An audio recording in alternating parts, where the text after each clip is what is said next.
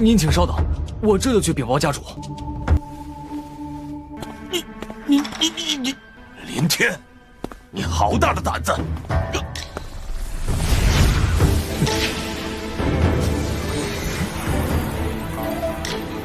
收了萧家。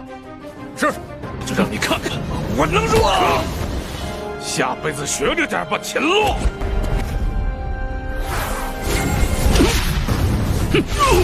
看来我们还是小看了这个兔崽子。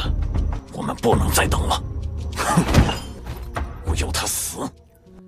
Kembali lagi bersama Bang Jago. Seperti biasa, Mimin selalu mendoakan kalian semoga selalu dalam keadaan sehat dan dalam kondisi terbaik ya. Di video kali ini Mimin akan melanjutkan Donghua series Sword of Ten. Tak berlama-lama langsung saja kita masuk ke isi ceritanya.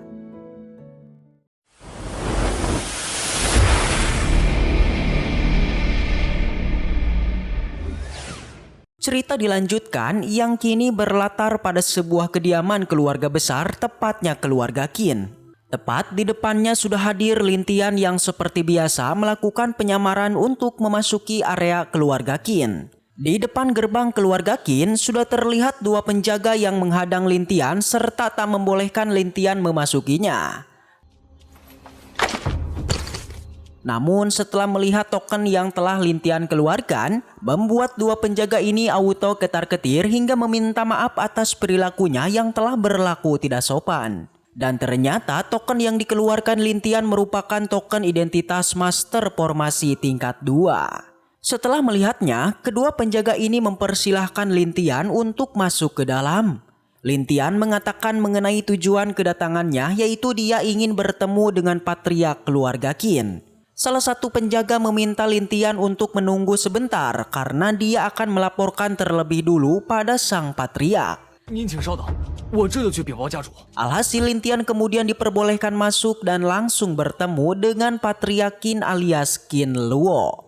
Di dalam sana Lintian langsung dilayani oleh sang patriark karena dia telah mengetahui pria di depannya ini bukanlah pria sembarangan, melainkan adalah sosok Master Formasi di tingkat 2. Qin Luo memberikan secangkir teh dan menanyakan tujuan pria ini menemuinya. Pada detik ini si patriark masih belum mengetahui identitas Lintian yang sebenarnya.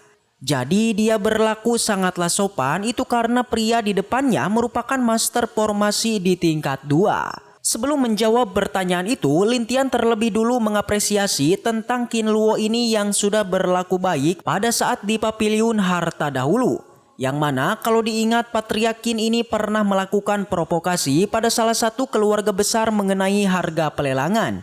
Setelah mengatakan hal tersebut, Lintian kemudian meminta sang patriark menutup semua pintu di ruangannya dan tidak memperbolehkan siapapun datang ke tempat ini. Itu karena Lintian ingin membicarakan sesuatu hal yang penting dengan patriark Qin.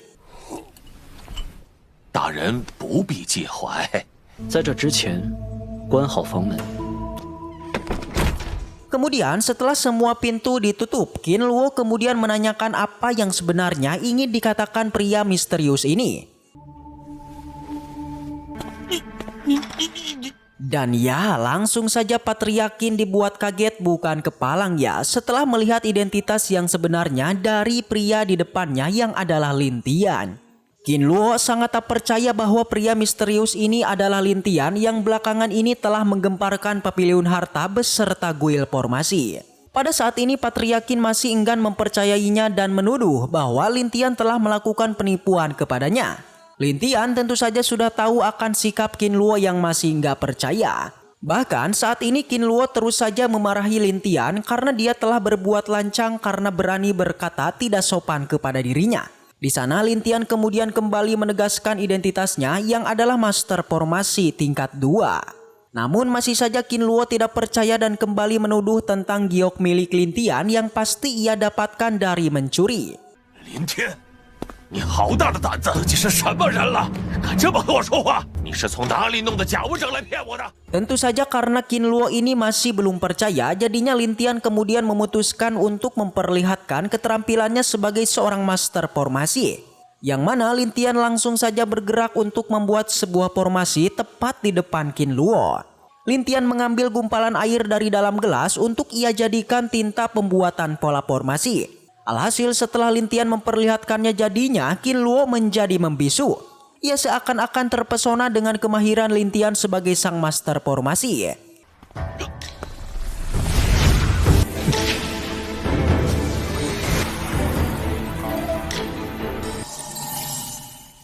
Lin Tian meminta maaf karena dia telah mengotori lukisan di rumah Patria Qin. Ia berharap bahwa Patria Qin tidak akan memintanya ganti rugi. Sontak saja mendengar ini, tentu saja Patria Qin menjadi ketar-ketir dan jelas ia tak akan berani untuk meminta ganti rugi. Setelah apa yang telah ia lihat barusan, Qin Luo kemudian memuji Lin Tian karena dia telah menjadi sosok jenius. Namun Lin Tian tidak ingin melanjutkan pembicaraan ini dan langsung ke inti tujuannya. Qin Luo bertanya apa sebenarnya tujuan Lin Tian datang menemuinya. Seketika Lin Tian melemparkan sebuah surat yang itu adalah sertifikat semua kekayaan dari keluarga Lin yang telah dibegal oleh keluarga Xiao. Namun di sana Qin Luo malah menanyakan tentang kenapa sertifikat kekayaan keluarga Xiao kok ada pada Lin Tian. Yang jelas saja pengakuan semacam itu membuat Lin Tian menjadi marah karena omongan Qin Luo sebenarnya adalah salah. Karena sertifikat ini bukanlah milik keluarga Xiao melainkan milik keluarga Lin. Kembali Qin Luo masihlah kebingungan dengan rencana yang akan Lin Tian lakukan. Lin Tian meminta agar Patria Qin mau mengemban tugas darinya, yaitu mengelola kekayaan keluarga Lin oleh keluarga Qin. Tentu saja Lin Tian memerintahkan Qin Luo itu tidak akan gratis. Yakni jika Qin Luo setuju maka pekerjaan mengelola harta keluarga Lin hasilnya akan dibagi dua.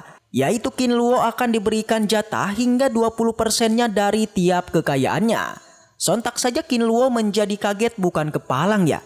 Dimana ia tahu betul kekayaan keluarga Lin itu sangatlah besar. Jadinya ia kembali menanyakan tentang angka 20% apakah benar Lin Tian akan memberikannya.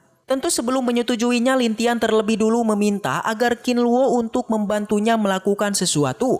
Sontak saja Patria Qin pun setuju dan akhirnya mereka pun sepakat. Scene kemudian berpindah pada kediaman keluarga Xiao. Di sana tengah terjadi sebuah kerusuhan akibat putri keluarga Xiao itu masih juga belum kembali. Sang patriark merasa marah karena semua anak buahnya tidak becus hanya sekedar mencari putrinya. Lagi-lagi pada saat ini tiba-tiba seorang pelayan pun berlari menemui Patriark Xiao. Sang patriark menanyakan mengenai masalah apa yang sebenarnya kini telah terjadi sampai membuat sang pelayan menjadi panik. Dia melaporkan bahwa tepat di depan gerbang keluarga Xiao di sana sudah hadir patriark keluarga Qin yang meminta bertemu Patriark Xiao. Langsung saja tak basa-basi Patriark Xiao pun bergegas menemui Qin Luo. Setelah bertemu, Patriark Xiao menanyakan apa tujuan sebenarnya dari Qin Luo. Tak basa-basi, Qin Luo mengatakan tujuan kedatangannya yang adalah ingin mengambil semua harta milik keluarga Lin. Karena tidak ada angin, tidak ada hujan, kok kenapa Patriark Qin malah ingin mengambil harta keluarga Lin yang sebelumnya telah dikelola oleh keluarga Xiao. Jadinya penolakan pun dikatakan Patriark Xiao dia tidak sudi memberikan harta milik keluarga Lin pada keluarga Qin. Karena seperti itu, akhirnya langsung saja Qin Luo mengeluarkan sepucuk surat yang adalah sertifikat kekayaan keluarga Lin. Jadinya Patriark Xiao mati gaya dan langsung menuduh bahwa Qin Luo telah berani mencuri sertifikat miliknya. Tapi meski begitu karena keluarga Qin sudah mendapatkan sertifikatnya, jadi mau tak mau keluarga Xiao harus segera menyerahkannya. Qin Luo memerintahkan anak buahnya untuk segera masuk mengambil semua hartanya. Tapi hal itu tidak terjadi karena Patriark Xiao tidaklah membiarkannya. Jadinya ia pun langsung bergerak dan menghajar salah satu dari mereka.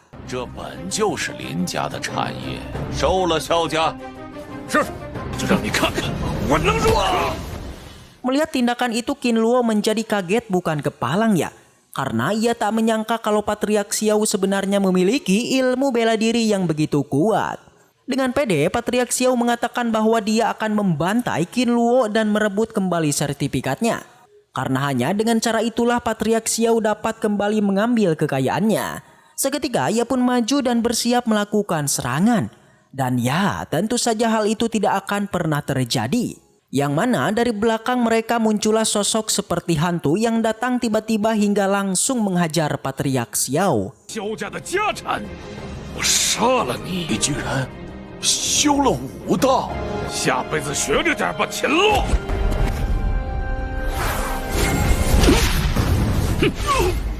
Alhasil ia pun kaget karena pria ini mampu membuatnya terpental.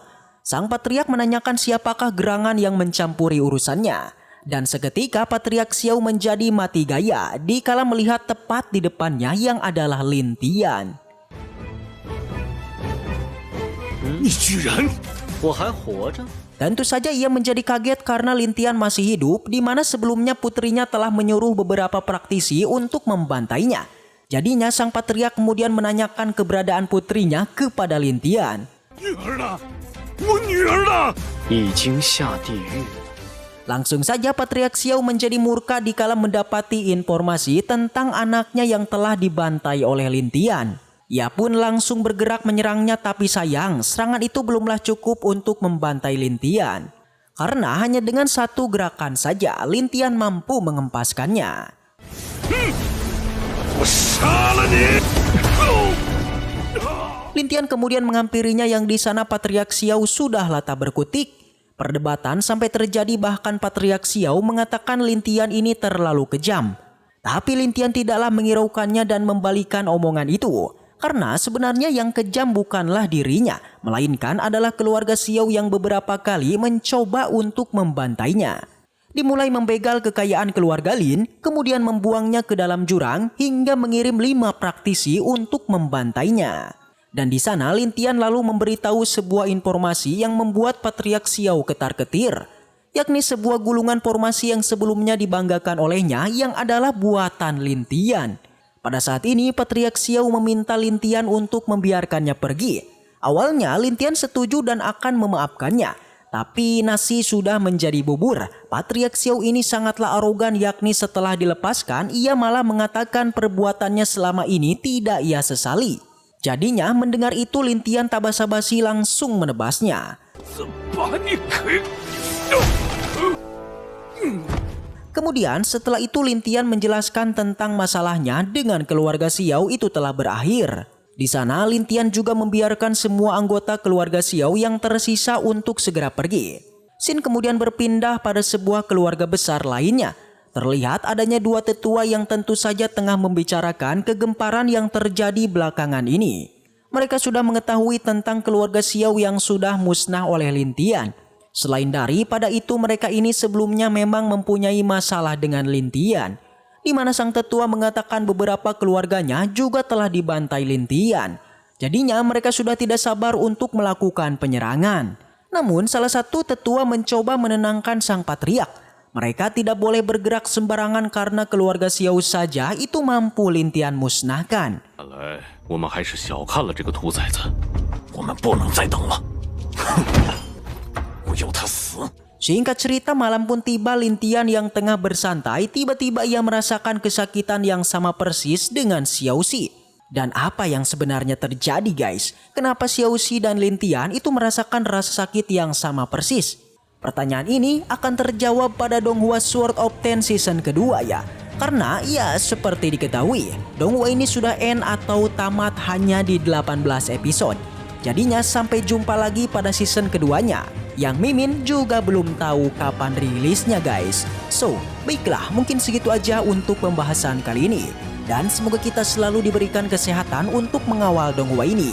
Dan sampai jumpa di video selanjutnya. So the next time, and seperti biasa, salam para jagoan.